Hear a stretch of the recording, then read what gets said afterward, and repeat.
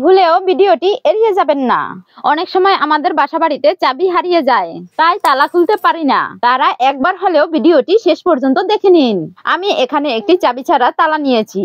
এই তালাটিকে আমি চাবি ছাড়া খুলে দেখাবো। এখানে আমি একটি ব্লেড নিয়েছি, ব্লেডটিকে মাঝখান থেকে কেটে নেব। হাতের দিকে লক্ষ্য করে দেখুন, আমি যেভাবে ব্লেডটি কাটতেছি সেই একইভাবে ব্লেডটিকে আপনিও কেটে নেবেন।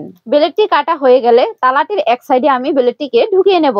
ব্লেডটি ঢুকানো হয়ে গেলে অপর ব্লেডটিকেও আমি একইভাবে কেটে নেব।